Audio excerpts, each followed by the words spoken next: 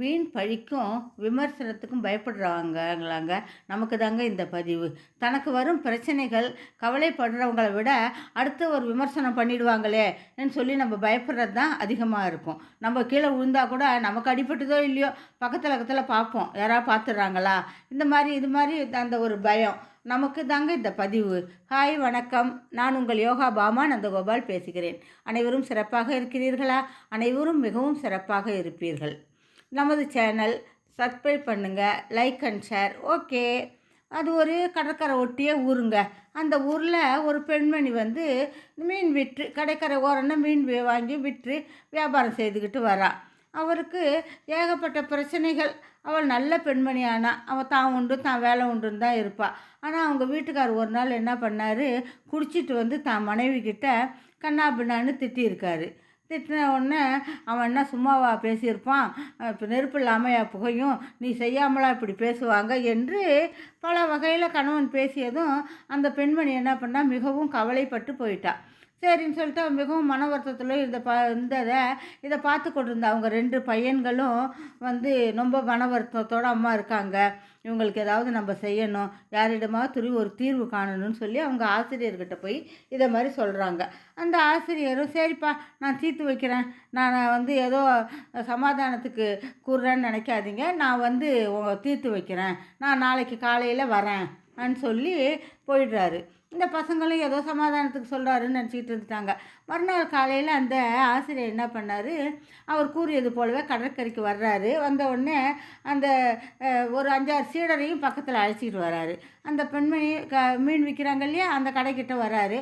கடைக்கிட்ட வந்து அந்த ஆசிரியர் என்ன பண்ணுறாரு, அம்மா இந்த பள்ளி என்ன விலை என்று கேட்குறாரு.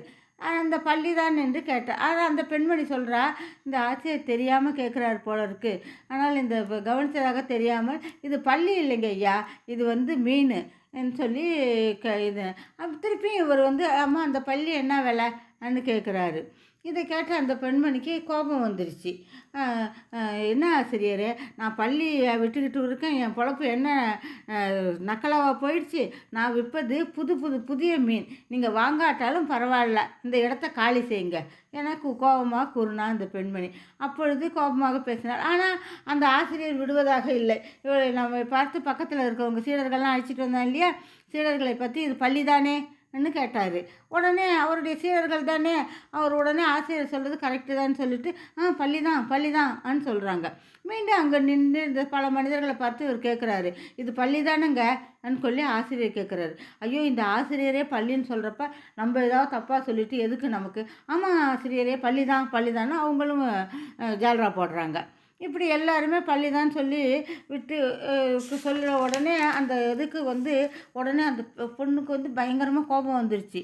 என்ன ஆசிரியரை நான் சொன்னேன் என்ன, நீ மீன் இதை போய் பள்ளின்னு சொல்லிகிட்டு இருக்கீங்களேன்னு சொல்லி கேட்குறா. அதுக்கு தான் அந்த ஆசிரியர் சொல்கிறாரு. இப்போது தான் அந்த ஆசிரியர் அவளை பார்த்து கேட்டார், ஏம்மா இந்த மீன் மேலே இருக்கிற நம்பிக்கை கூட உனக்கு வைக்க முடியல என கோபமாக கேட்டார். அவருக்கு ஒன்றுமே புரியல. நான் வந்து மீன் தானே வாங்கிட்டு வந்து விற்கிறேன், நீங்கள் எதுக்கு இப்படி எல்லாத்தையும் பள்ளின்னு சொல்லி எல்லாரையும் கெடுக்குறீங்கன்னு சொல்லி கேட்டதுக்கோசரம் அந்த ஆசிரியர் அப்போ தான் சொல்கிறாரு, நீ வந்து உனக்கு உன் மீன் மேலே வச்சுருக்கிற நம்பிக்கை கூட உன் மேலே இல்லையேம்மா என்ன அவருக்கு ஒன்றாரு. அவளுக்கு ஒன்றுமே புரியல.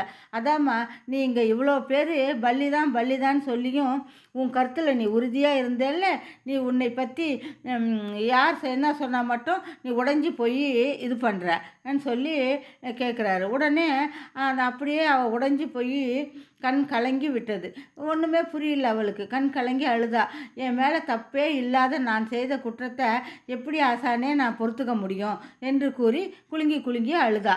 அதுக்கு ஆசிரியர் கேட்டார், நீ இந்த வேடிக்கையை பார்க்கலையேம்மா, கொஞ்சம் கூட யோசிக்காமல் நான் சொன்னதுக்கு ஜால்ரா போடுற மாதிரி வெறும்வாய்க்கு அவள் மேல்ற மாதிரி மக்கள் வந்து எல்லாருமே நான் பள்ளின்னு சொன்னால் உடனே பள்ளிதாங்கிறாங்களே, இதை மாதிரி கூட்டத்தில் கோவிந்தா போடுறவங்கள, இதை மாதிரி இது பண்ணுறவங்கள, இவங்க பேசுகிறது உனக்கு பாதிக்குது. அந்த கேட்டா அவங்க எல்லாம் எப்படி சொல்கிறாங்க, ஒருத்தவங்க சொல்கிறத சொல்கிறாங்க, உண்மை இல்லை, அது போய் நீ ஏன் பாதிப்பாக எடுத்துக்கிற சொல்லுன உடனே தான் அந்த பொண்ணு வந்து நிமிந்து பார்க்குறா. நிமிந்து பார்த்து, அட எந்த மாதிரி மனிதங்க சொல்கிறாங்கன்னு நாம் இத்தனை நாள் வருத்தப்பட்டுக்கிட்டு இருந்தோம் பாருன்னு சொல்லி அவள் வந்து அப்போ தான் அவளுக்கு தெளிவு வருது. அவளுடைய எண்ணம் அவளுக்கு சிரிப்பையும் வேதனையும் ஏற்படுத்திச்சு.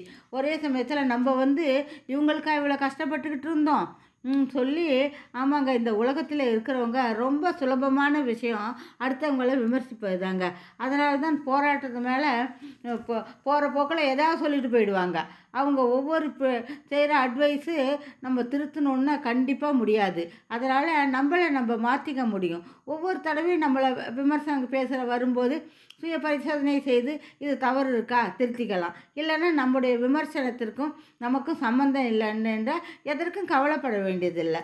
இதுதாங்க நம்ம இந்த அவங்கலேருந்து நம்ம தெரிஞ்சுக்கிறது. புரிகிறதா? நன்றி, வணக்கம்.